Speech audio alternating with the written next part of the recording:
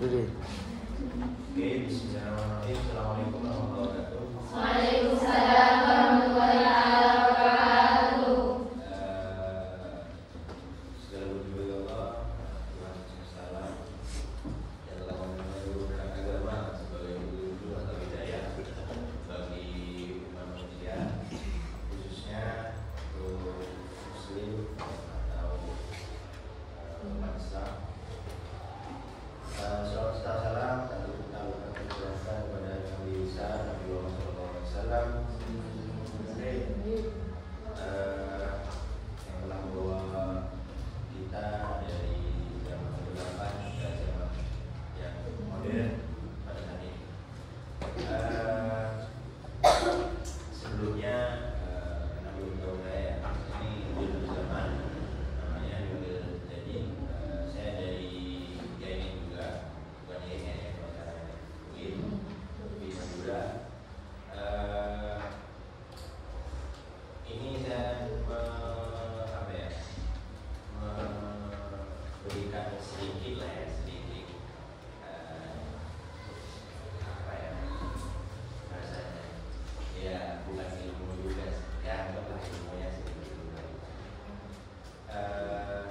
Hadirin yang dirahmati Allah, jadi pada kesempatan ini kita akan sedikit sharing, sharing, yaitu tentang agama sebagai perekat, bukan pemecah. Jadi agama, maksudnya ini agama itu sebagai pemersatu, bukan sebagai bahan konflik atau ya buat bahasanya, buat bahasa gampangnya buat tengkar lah. Jadi agama ini bukan untuk bahan tengkar atau bahan perbedaan pendapat. Kenapa kok saya mengambil tema ini atau judul ini? Karena banyak sekarang itu agama yang dijadikan bahan salah ya. Ada yang dikit-dikit agama yang disalahin, dikit-dikit agama, akhirnya yang disalahin contoh yang Islam udah terima, anggap agama lain gini-gini, pokoknya agama ini jadi permasalahan. Nah, sebetulnya agama ini secara hakikat itu petunjuk atau hidayah lah ya, yang bisa membawa manusia ini menuju ya, kebaikan, terus perdamaian, ataupun juga ya sebuah kesatuan atau persatuan, jadi menyatukan satu sama yang lain. Karena Allah juga sudah berfirman di dalam Al-Quran di surat Al-Hujurat ayat 13, ayat yang artinya, dari manusia, sungguh kami telah menciptakan kamu dari seorang laki-laki dan seorang perempuan. Jadi Allah itu menciptakan perbedaan antara laki-laki dan perempuan. Kemudian kami jadikanlah kamu berbangsa-bangsa dan bersuku-suku. Jadi sudah dibagi laki-laki perempuan, dibagi lagi berbangsa-bangsa dan bersuku-suku ya, agar kamu saling mengenal. Jadi saling mengenal ini maksudnya ya saling saling akrab lagi, saling erat. Jadi nggak ada perbedaan atau ya nggak ada perselisihan.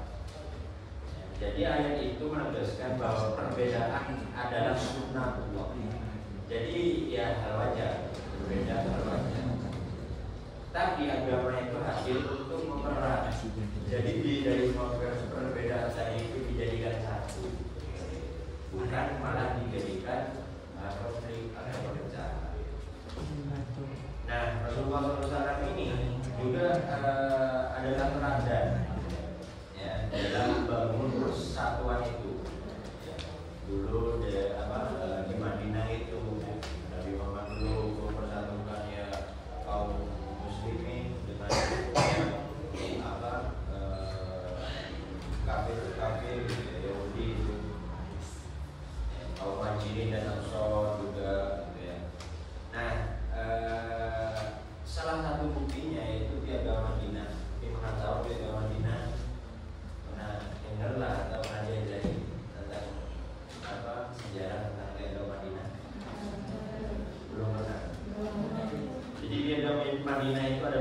bukti nyata bagaimana agama ini menjadi perangkat masyarakat yang berbeda-beda. Jadi di agama Madinah ini nanti bisa ya ada ranking lah ya atau ada dulunya.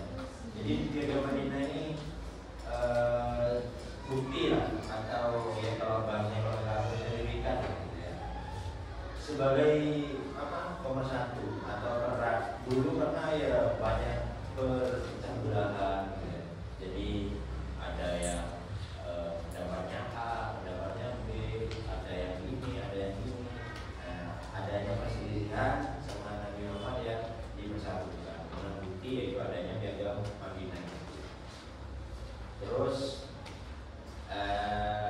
Rasulullah ini juga pernah bersabda, seorang muslim adalah saudara bagi muslim lainnya. Ia tidak menzolimi dan tidak menyerahkan kepada musuh.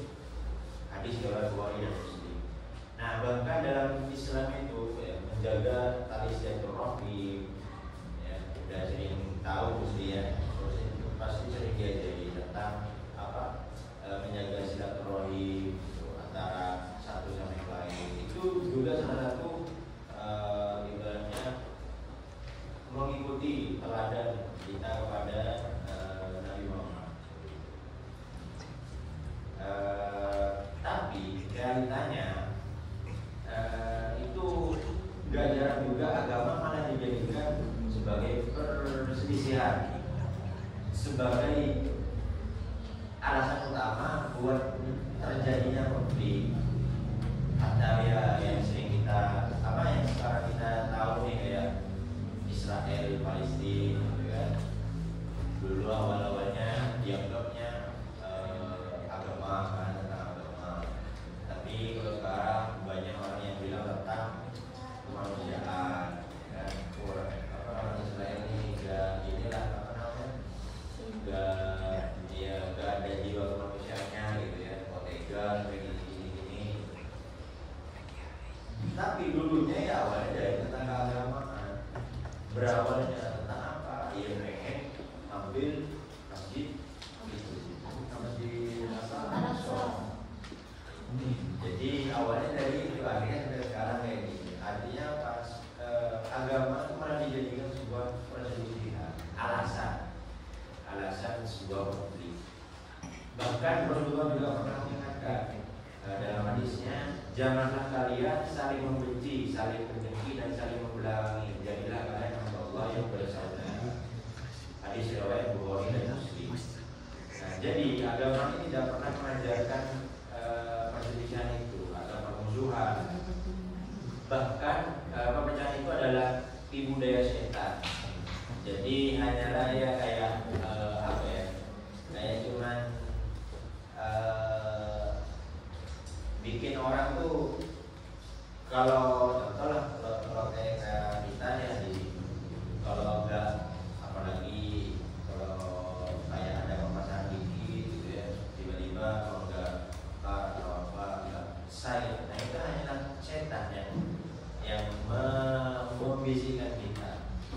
Karena perselisihan kayak gitu tuh malah yang bikin kita itu malah tambah ke arah yang tidak benar.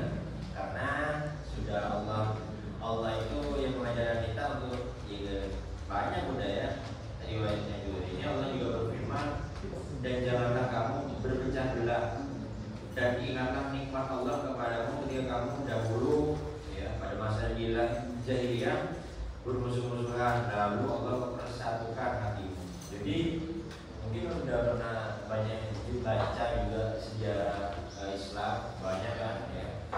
Dulu Ka'bah itu yang dilemparin dari itu sampai ke peperangan gajah itu, atau gajah.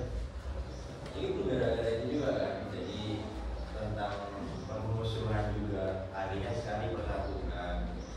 Jadi sudah tertera jelas di dalam Quran. Tadi itu di surat Al-Imran ayat 103. Nah,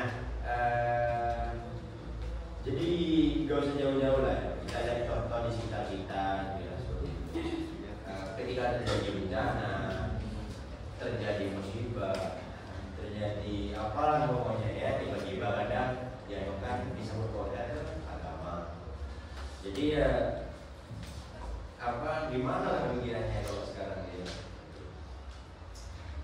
Apa sih yang harus kita lakukan kalau udah kayak gitu, kalau udah ada permusuhan kayak gitu? Yang pertama kita harus menghormati perbedaan, jadi harus toleransi lah bahasanya, saling menghargai keyakinan.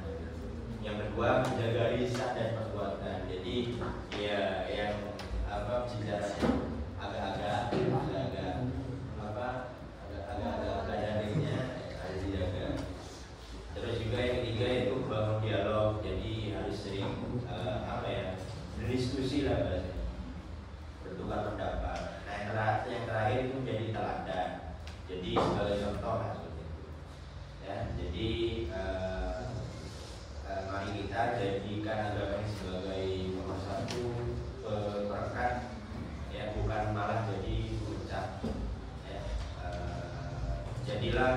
Jadikan perbedaan itu sebagai kekuatan, jadi saling melengkapi, bukan malah menjadikan pemecah belah itu. Nah, itu saja dari saya.